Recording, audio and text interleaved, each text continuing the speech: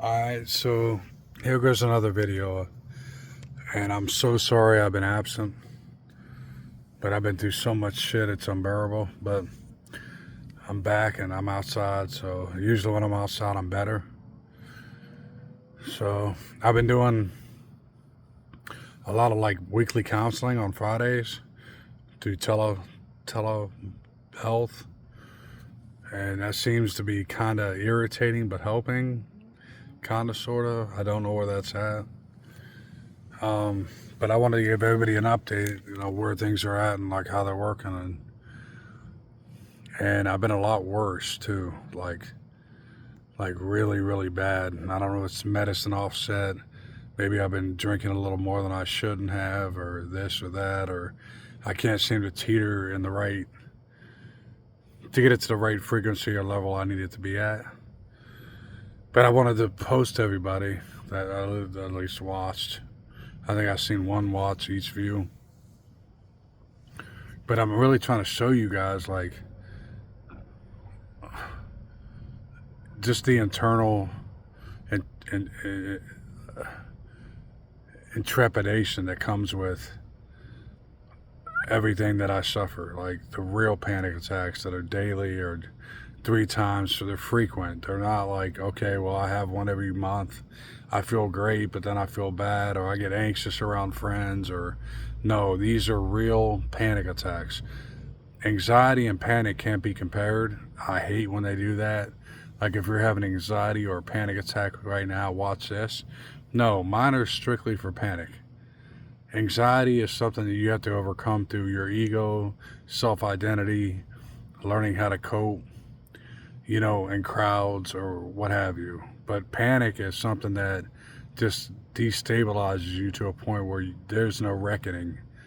There's no savior. There's nothing going to help you. Not even the person next to you, if you're blessed to have somebody next to you. It's just you grab their wrist and squeeze it like a stress ball and pray you don't break their wrist.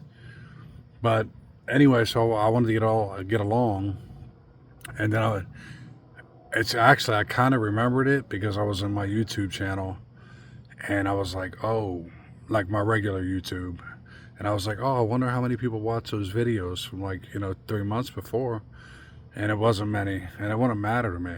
Again, it's just here to help people, but I really want to try to iterate or reiterate kind of like how bad it can get, but how hopeful it can be at the same time, right? So I'm not in the best of shape because I've been like shaky, like almost a tremor kind of feeling inside, almost to the point of a panic attack, but I've been keeping it under the ball. There's times where I've had them a couple times, well, not a couple times, but to say going to the store that's across the street, I'll be driving back home 6 a.m. in the morning because I wait till the sunlight comes out, and bam, it hits me. I have no one to call. I have nowhere to go.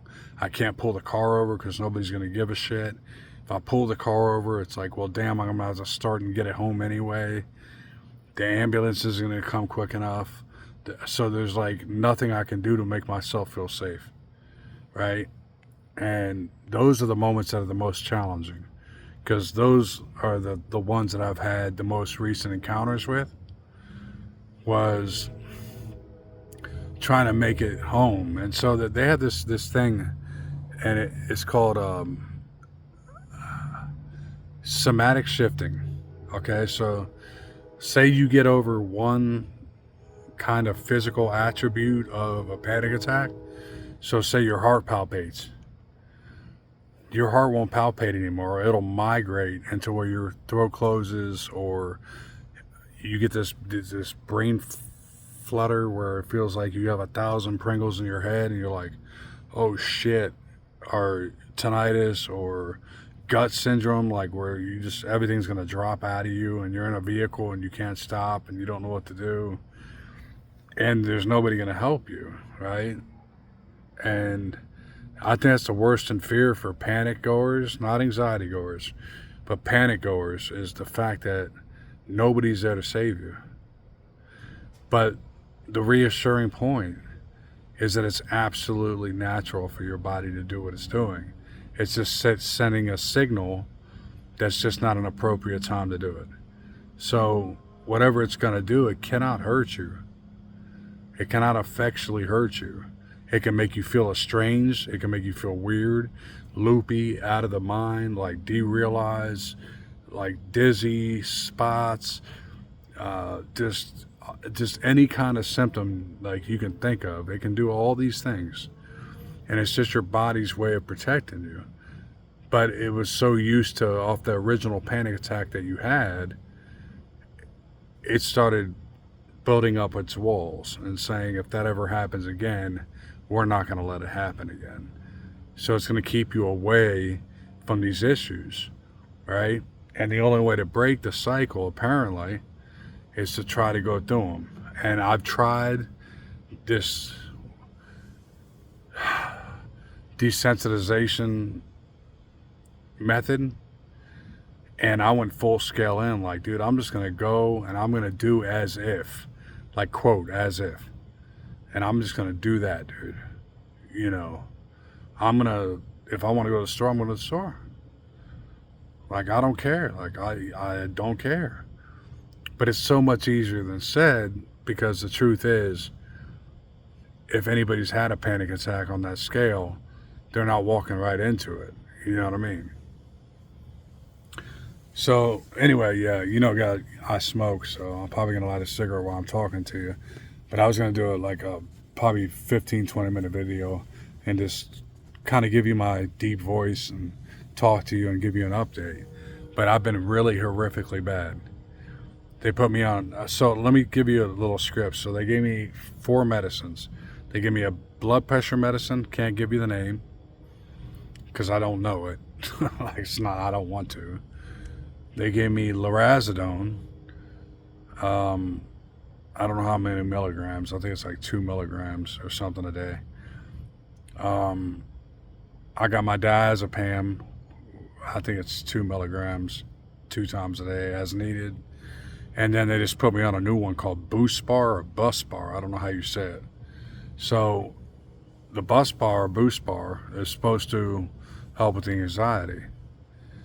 And I tried it for a couple of days and I was just like fucking out of it, dude. Like, I was having like extra symptoms, and then I was like, oh shit, let me grab a beer, because I was like, man, this ain't right. Let me calm myself back down, because it has a very short life, short time life. So it's like 3-4 hours. So I'm like, if I can get through 4 hours and I can reset, you know. And so I'm having problems with all these overlays that are happening, and I'm being open-minded just about me. You know, about like, okay, sometimes beer does save me, but sometimes now it's becoming hindering, because it's like I'm so oscillatingly bad, like I'm just fucked up, mixed up, that it's like, you know, I'll just chug a fucking beer, nothing heavy, but, you know, I'll chug a full beer, dude, and be like, you know, give it a second, try to breathe and stuff like that. So, and I lost my hearing from tinnitus, by the way, so I only have my right ear that works now, so it feels really weird hearing me talk, because like most of it's coming out of this side, and I hear 80% coming out of this ear, and it's really loud. So I'm trying to whisper without waking anybody up. That, you know, that's where I'm at.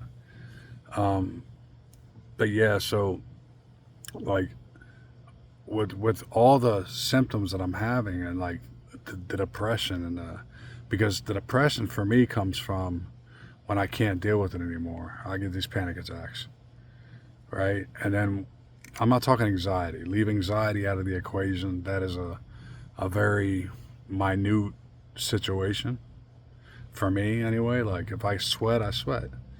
If I get nervous talking in front of somebody, like I got to fist fight somebody, you know, like, oh, my voice shakes a little bit, that's anxiety.